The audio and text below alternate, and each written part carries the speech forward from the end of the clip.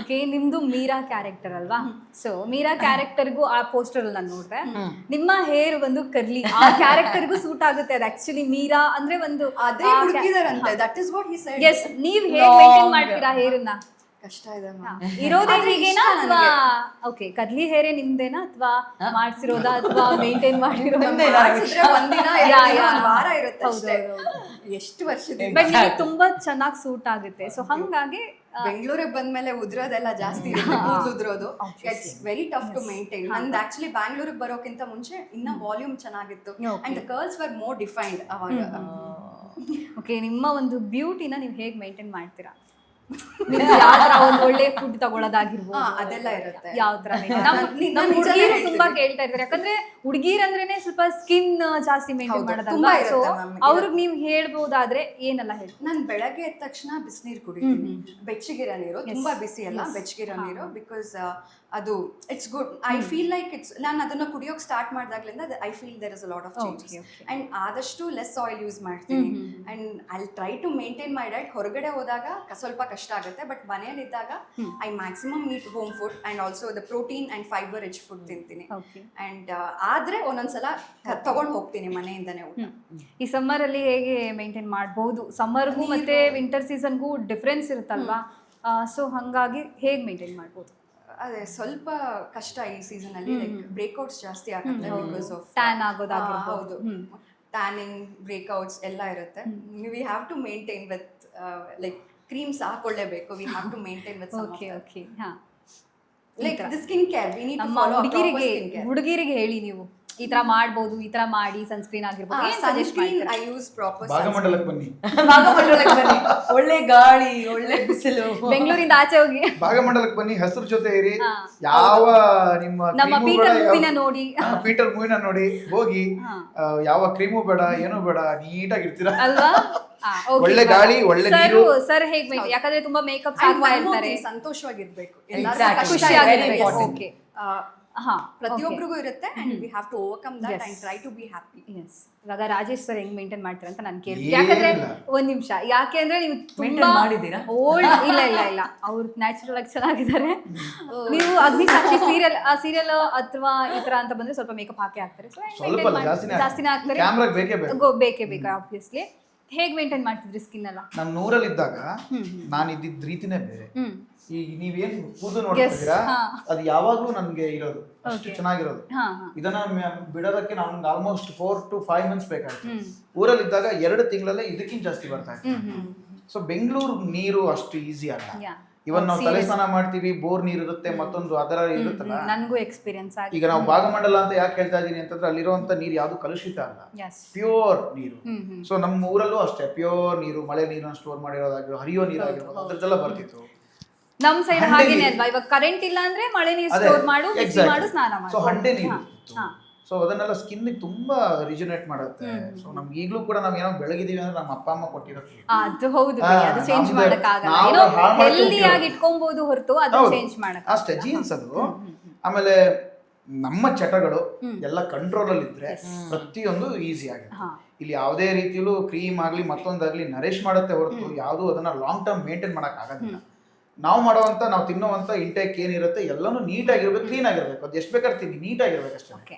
ಈ ಸೋಡಾ ಹಾಕಿರೋ ಫುಡ್ಗಳು ತಿಂದ್ಕೊಂಡು ನೀವು ಕ್ರೀಮ್ ಹಾಕ್ಬಿಟ್ರೆ ಆಗಲ್ಲ.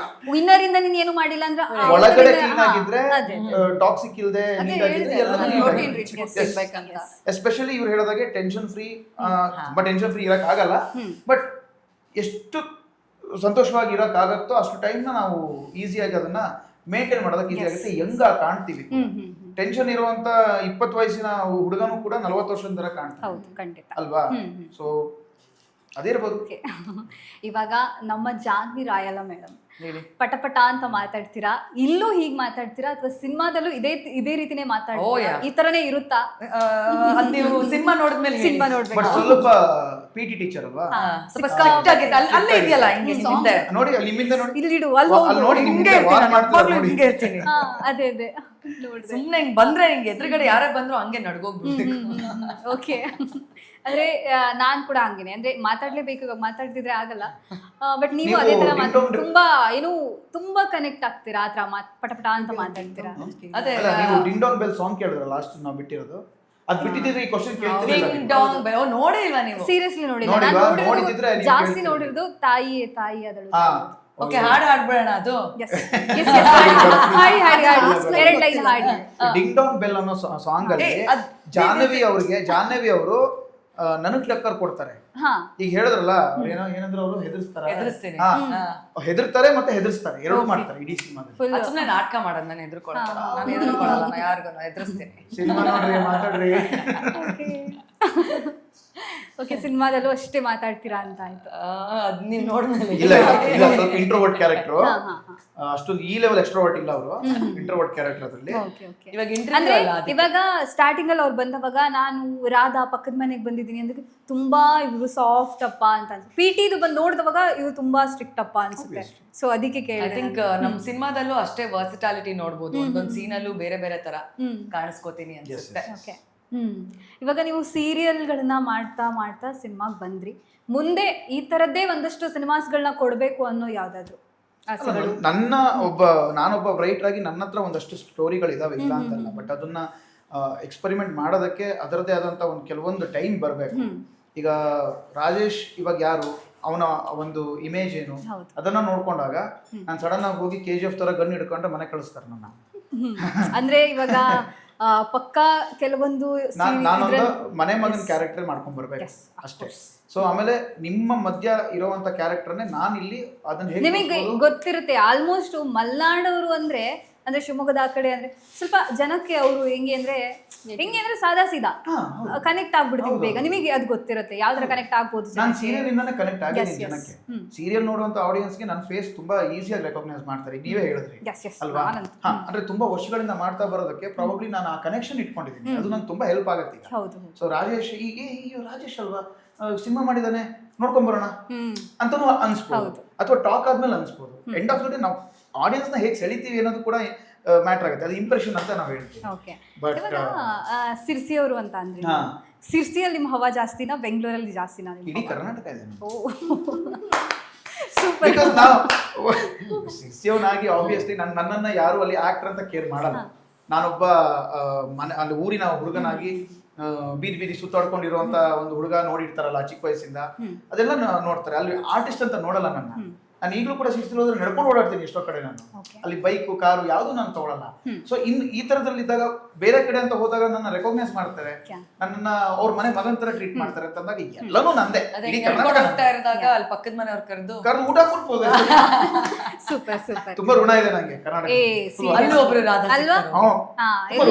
ಫೆಮಿಲಿಯರ್ ಫೇಸ್ ಅಂದ್ರೆ ಬಾರಪ್ಪ ಅದೇ ಈಗ ಸೀರಿಯಲ್ ಇಂದ ನನಗೇನು ಜನ ಪ್ರೀತಿ ಕೊಟ್ರು, ಈ ಸಿನಿಮಾದಿಂದ ನಾನು ಅದನ್ನ ವಾಪಸ್ ಕೊಡ್ತಾ ಇದ್ದೀನಿ ಅಂತ ನಾನು ಅನ್ಕೊಂಡಿದ್ದೀನಿ. ಓಕೆ. ಇವಾಗ ಫೈನಲಿ ಪೀಟರ್ ಮೂವಿ ಪ್ರಮೋಷನ್ಸ್ ಹೆಂಗ್ ನಡೀತಾ ಇದೆ?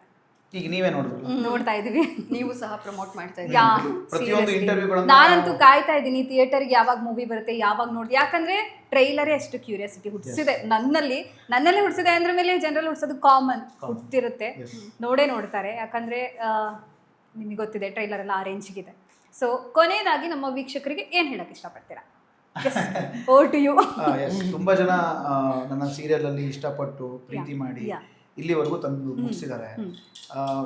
ಈಗ ನನ್ನ ಜವಾಬ್ದಾರಿ ಏನು ಅಂತಂದ್ರೆ ಅದನ್ನ ನಾನು ನೀಟಾಗಿ ಕ್ಯಾರಿ ಮಾಡ್ಕೊಂಡು ಹೋಗಿ ಸಿನಿಮಾದ ಮುಖಾಂತರವಾಗಿ ನಾನು ಅವರಿಗೆ ಇನ್ನಷ್ಟು ಜಾಸ್ತಿ ಎಂಟರ್ಟೈನ್ಮೆಂಟ್ ಅಂಡ್ ನಟನಾಗಿ ನಾನು ಏನೇನು ಪ್ರಯತ್ನ ಮಾಡಬಲ್ಲೆ ಅನ್ನೋದನ್ನ, ಅಂದ್ರೆ ಒಬ್ಬ ಆಕ್ಟರ್ ಆಗಿ ನನಗೊಂದು ಕನ್ಸಿರುತ್ತೆ ಈ ತರ ಪ್ಲೇ ಮಾಡ್ಬೇಕು ರೋಲ್ಗಳನ್ನ. ಯಾಕಂದ್ರೆ ಸೀರಿಯಲ್ ಅಲ್ಲಿ ನಾನು ಅನ್ಕೊಂಡಂಗೆ ಮಾಡೋಕ್ಕಾಗಲ್ಲ, ಅವ್ರು ಕೊಟ್ಟಿದ್ದನ್ನು ನಾನು ಮಾಡಬೇಕಿತ್ತು. ಸೊ ಹಾಗಾಗಿ ಸಿನಿಮಾದಿಂದ ಅದನ್ನ ಎಕ್ಸ್ಪೆರಿಮೆಂಟ್ ಮಾಡೋಕ್ಕೆ ನನಗೆ ತುಂಬಾ ಹೆಲ್ಪ್ ಆಗ್ತಾ ಇದೆ. ಈ ಸಿನಿಮಾ ನಿಮಗೆ 100% ಎಂಟರ್ಟೈನ್ಮೆಂಟ್ ಕೊಡೋದ್ರಲ್ಲಿ ಯಾವುದೇ ಡೌಟ್ ಇಲ್ಲ. ಸೊ ದಯವಿಟ್ಟು ಬನ್ನಿ ಸಿನಿಮಾ ಥಿಯೇಟರ್ಗೆ. ಬಂದು ನೀವು ನಾನೇನು ನಿಮ್ಗೆ ಪ್ರಾಮಿಸ್ ಮಾಡಿದ್ದೆ ಅದು ಉಳಿಸ್ಕೊಂಡಲ್ಲ ಅಂತ ನೀವೇ ನನಗೆ ವಾಪಸ್ ಹೇಳ್ತೀರಾ. ಒಬ್ರು ಬಂದ್ರೆ 10 ಜನ ಕರ್ಕೊಂಡ್ ಬರೋಷ್ಟು ಈ ಸಿನಿಮಾ ತಾಕತ್ತಿದೆ. ಅದನ್ನ ಉಳಿಸ್ಕೊಳ್ಳಿ, ಕನ್ನಡ ಸಿನಿಮಾನ ಬೆಳೆಸೋಣ ಅಂತ ನಾನು ಕೇಳ್ಕೊಳ್ತೇನೆ. ಕನ್ನಡ ಲ್ಯಾಂಗ್ವೇಜ್ನ ಬೆಳೆಸೋದಕ್ಕೆ ನಾವು ಆಲ್ರೆಡಿ ಕನ್ನಡ ಲ್ಯಾಂಗ್ವೇಜ್ ಬೆಳೆಯೋದ್ರ ಜೊತೆಗೆ ನಾವು ಬೆಳಿತಿದ್ದೀವಿ ಹೊರತು ಕನ್ನಡ ಲ್ಯಾಂಗ್ವೇಜ್ ಬೆಳೆಸೋದಷ್ಟು ನಾವು ದೊಡ್ಡವರಲ್ಲ. ಅದು ಆಲ್ರೆಡಿ ಬೆಳೆದಿರೋದು. ಕನ್ನಡ ಸಿನಿಮಾವನ್ನ ಆಡಿಯನ್ಸ್ ನೀವು ಬೆಳೆಸಬೇಕು, ಜೊತೆಗೆ ನಾವು ಅದನ್ನ ಅದನ್ನ ಬೆಳೆಸೋದಕ್ಕೆ ಪ್ರಯತ್ನ ಮಾಡ್ತಿದ್ದೀವಿ ಅಷ್ಟೇ. ಎಸ್ ಮೇಡಮ್, ನೀವಿಬ್ರು ಕೂಡ ಏನ್ ಹೇಳಕ್ ಇಷ್ಟಪಡ್ತೀರಾ? ಇಬ್ರು ಒಟ್ಟಿಗೆ ಹೇಳ್ಬಿಡೋಣ. Yes, ಒಟ್ಟಿಗೆ ಹೇಳ್ಬಿಡಿ. ಸೊ ಏಪ್ರಿಲ್ 10ಕ್ಕೆ ನಮ್ಮ ಸಿನಿಮಾ ಪೀಟರ್ ರಿಲೀಸ್ ಆಗ್ತಾ ಇದೆ. ಥಿಯೇಟರ್ಗೆ ಬಂದು ನಮ್ಮ ಸಿನಿಮಾನ ವೀಕ್ಷಿಸಿ. ಮೈಂಡ್ ವಾಯ್ಸ್ ನೋಡ್ಲೇಬೇಕು. ಮೈಂಡ್ ವಾಯ್ಸ್ ಅವ್ರು ತುಂಬಾ ಸಾಫ್ಟ್, ಇವ್ರು ಜೋರು ಅಷ್ಟೇ. ಓಕೆ, ನೋಡಿದ್ರಲ್ಲ ವೀಕ್ಷಕರೇ, ಇಷ್ಟೊತ್ತು ನಮ್ಮೊಟ್ಟಿಗೆ ಪೀಟರ್ ಸಿನಿಮಾದ ತಂಡ ಇತ್ತು. ಒಂದಷ್ಟು ಒಳ್ಳೊಳ್ಳೆ ಇನ್ಫಾರ್ಮೇಶನ್ ಜೊತೆಗೆ ಪೀಟರ್ ಸಿನಿಮಾದ ಬಗ್ಗೆ ನೋಡಿದ್ವಿ.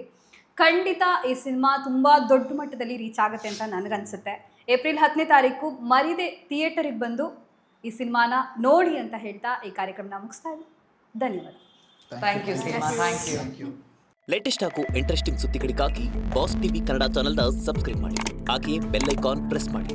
ಇದರ ಜೊತೆಗೆ ಫೇಸ್ಬುಕ್, ಇನ್ಸ್ಟಾಗ್ರಾಮ್, ಎಕ್ಸ್ನಲ್ಲೂ ಮಿಸ್ ಮಾಡದೆ ಫಾಲೋ ಮಾಡಿ.